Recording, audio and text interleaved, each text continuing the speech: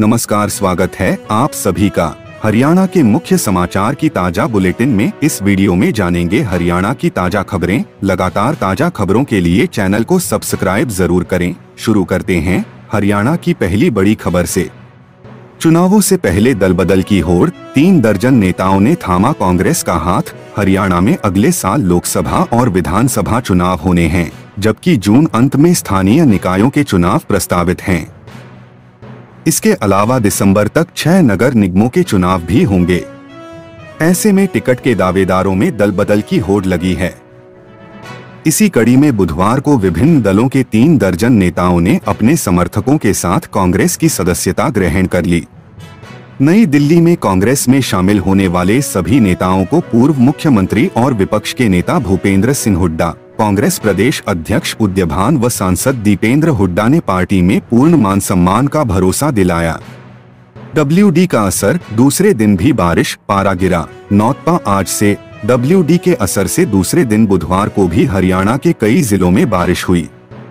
लगातार 2 दिनों से हो रही बादलवाही व बारिश से दिन के तापमान में 13 डिग्री सेल्सियस तक की गिरावट आई है। आज भी बारिश की गतिविधियों में बढ़ोतरी की संभावना है। इसके साथ ही वीरवार से नौतपा भी शुरू हो रहा है। मौसम विशेषज्ञ डॉक्टर चंद्रमोहन ने बताया कि वर्तमान में सक्रिय पश्चिमी विक्षोभ के असर से हरियाणा, NCR व दिल्ली में मौसम में बदलाव देखने को मिल रहा है। भीषण गर्मी और लू के स्थान पर काली घटाएं छाई हुई हैं। बादलवाही, तेज गति से ठंडी हवाएं और बारिश की गतिविधियों ने मौसम खुशनुमा व सुहावना बना दिया है। वर्तमान में राजस्थान पर निचले क्षोभमंडलीय स्तर पर बने कम दबाव के क्षेत्र और पश्चिमी विक्षोभ के पंजाब के ऊपर आने व जयपुर के पास हवाओं की एक तरफ बनने के कारण 25 मई को बारिश में बढ़ोतरी देखने को मिल सकती है। इसके अलावा 26 और 29 मई को भी नए पश्चिमी विक्षोभ सक्रिय होने से हरियाणा, NCR व दिल्ली में मई के अंत तक लगातार प्री मानसून गतिविधियों की संभावना बन रही है।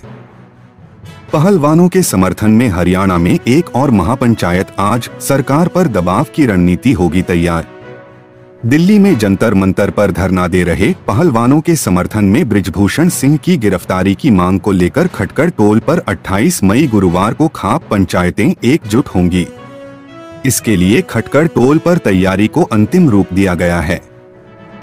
पूर्व राज्यपाल सत्यपाल मलिक, विनेश फोगाट, साक्षी मलिक, बजरंग पूनिया शिरकत कर खाप पंचायतों से उनके पक्ष में आकर न्याय दिलवाने की मांग करेंगे।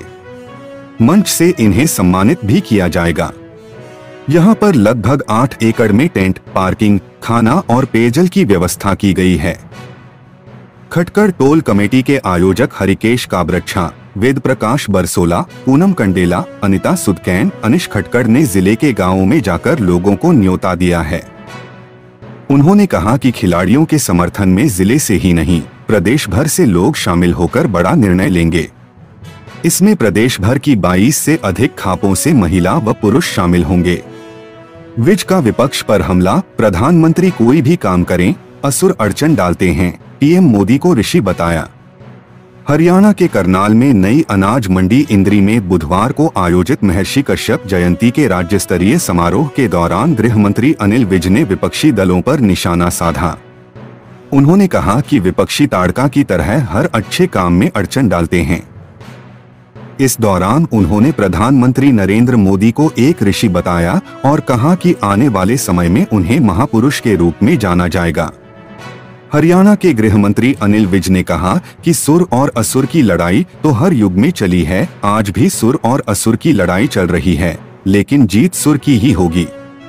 आज नरेंद्र मोदी कोई भी बढ़िया काम करते हैं तो विपक्षी पार्टी वाले, जिनको मैं असुर कहता हूं, उसमें अड़चने लगाने की कोशिश करते हैं।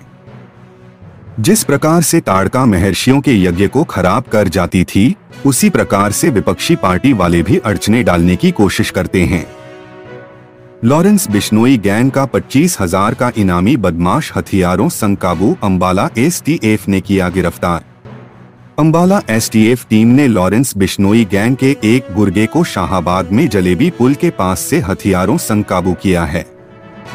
टीम को उसके कब्जे से 4 पिस्टल, 2 कट्टे और 14 कारतूस बरामद हुए हैं। आरोपी की पहचान विक्की गर्ग उर्फ लाला निवासी शक्ति नगर मानव चौक के रूप में हुई है। वह कई मामलों में मोस्ट वांटेड है। उस पर अंबाला पुलिस ने 25,000 रुपए का इनाम घोषित किया हुआ है। विक्की को पुलिस ने अदालत में पेश कर 6 दिन के रिमांड पर लिया है। हरियाणा लोक सेवा आयोग ने वापस ली पीजीटी भर्ती, अब नया विज्ञापन होगा जारी।